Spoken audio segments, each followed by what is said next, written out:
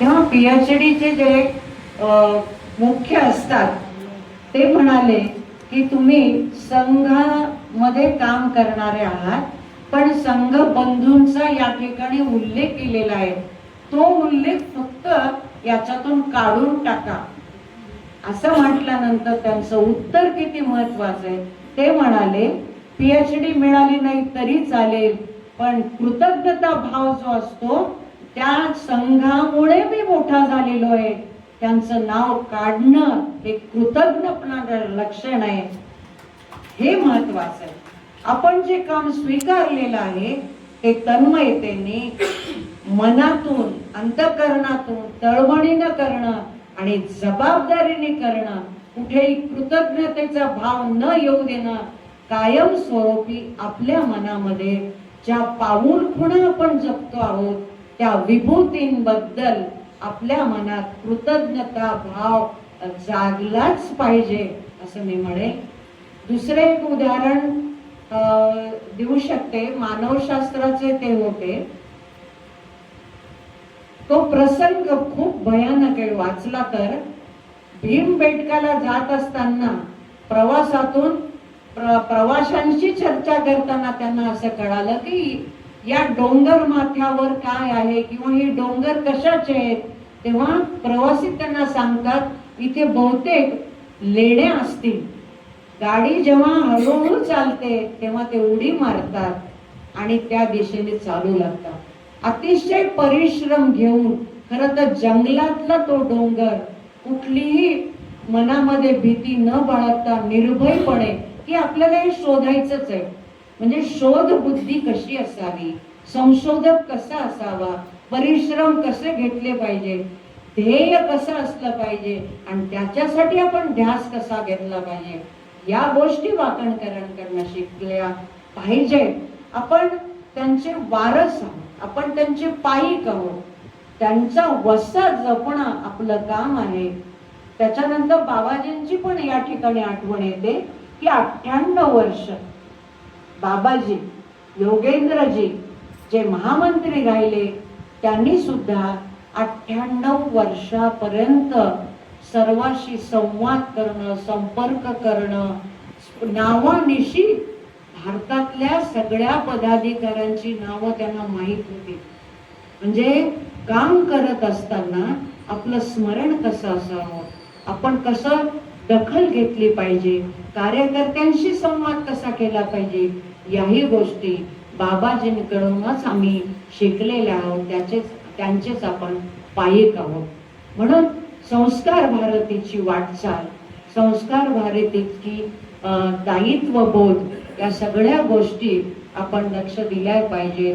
आपलं स्वत्व, स्वाभिमान, आपला अस्मिता, आपलं दायित्व, या सगळ्या गोष्टीचं चिंतन खूप आवश्यक आहे. नवीन पदाधिकारी, आता इथे सगळे मुरलेले पदाधिकारी, वर्षानुवर्ष 25-25 वर्ष ज्यांनी काम केलेलं आहे त्यांना सांगण्याची गरज नाही, पण जे नव्याने आलेले आहेत त्यांच्यासाठी प्रशिक्षणामध्ये या गोष्टी निश्चितपणे सांगता येतील. कारण आता मोबाईल वगैरे आल्यामुळे किंवा सोशल मीडियाचा जास्त प्रभाव असल्यामुळे प्रत्येकाला वाटतं की पटकन मला पद मिळावं, कार्य हो की न हो. म्हणजे कार्यकर्ता भाव या गोष्टी सुद्धा शिकवाव्या लागणार आहे की आपण प्रवेश केल्याबरोबर मला कुठलं तरी पद मिळालं पाहिजे, हे अपेक्षेने, हे अपेक्षेचं ओझं घेऊन न जगता आपण आधी त्या संस्कार भारतीत आपण जिथे काम करतो त्याची आपण माहिती घेणं, त्याची ओळख करून घेणं, 1-2 वर्ष काम मनातून करणं, आपोआपच कार्यकर्ता मोठा होतो.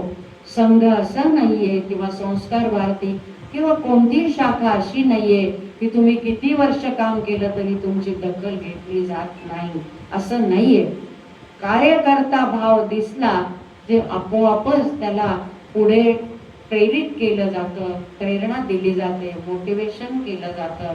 त्याच्यामुळे कार्यकर्ता भाव आपण जपणं, एकमेकाशी संवाद करणं, संपर्क करणं, हे पद आज महामंत्री किंवा मी अध्यक्ष आहे ही एक व्यवस्था आहे.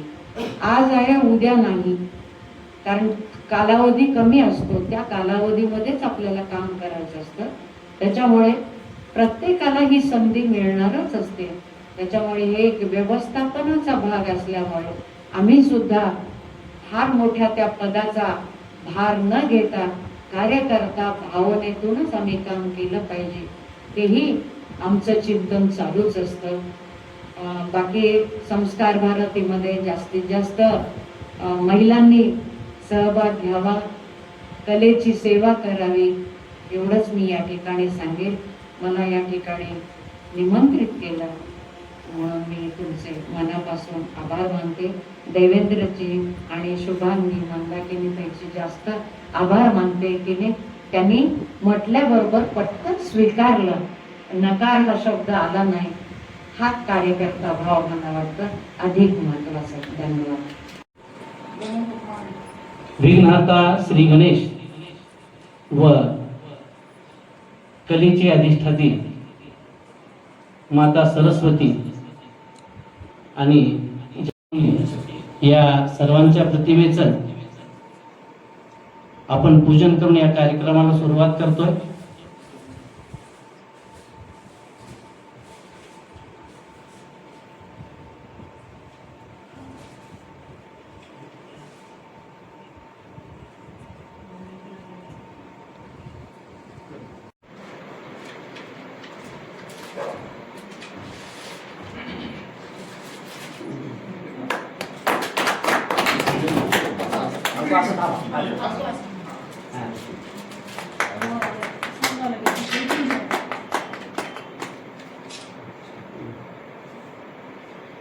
PM ही पदवी प्राप्त, यशवंत विद्यालय लातूर येथे कला अध्यापक म्हणून कार्यरत, चित्रकला, शिल्पकला, वेब सर्फिंग मध्ये प्रावीण्य, बालभारती पुणे येथे अभ्यासक्रम निर्मितीमध्ये 2012 ते 14 पर्यंत सहभाग, राष्ट्रीय स्तर, राज्यस्तर, जिल्हा स्तर, तालुका स्तरावरती दिल्ली, उदयपूर, आसाम, लातूर येथे कार्यशाळा, सेमिनार, तज्ञ मार्गदर्शक म्हणून उपस्थिती, विविध स्तरावरील कार्यशाळा, परिसंवाद, सेमिनार, चर्चासत्र, प्रशिक्षणाशी म्हणून सहभाग, कार्यशाळेत सादरीकरण, साहित्य निर्मिती सहभाग, जिल्हास्तरीय व तालुकास्तरीय चित्रकला स्पर्धेत परीक्षक म्हणून, औसा, लातूर, पळसप, बालगंधर्व पुणेवर कलागर्भ चित्र प्रदर्शन, मुंबई येथे चित्र प्रदर्शनीमध्ये सहभाग, दैनंदिन वृत्तपत्र, दिवाळी अंक, सोशल मीडिया, कथा, कविता, कादंबरी, मुखपृष्ठ, चित्र सजावट असे विशेष कार्य, शाहू भूषण पुरस्कार, आदर्श शिक्षक पुरस्कार, कला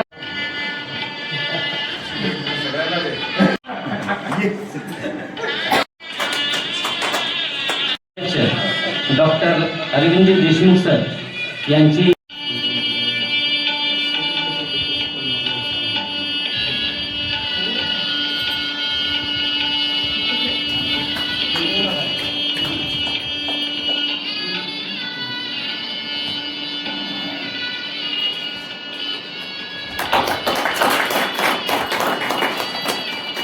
महाराष्ट्राच नव्हे म्हणून मी मुद्दाम संजय जोशी सरांचा सत्कार करावा अशी विनंती केली.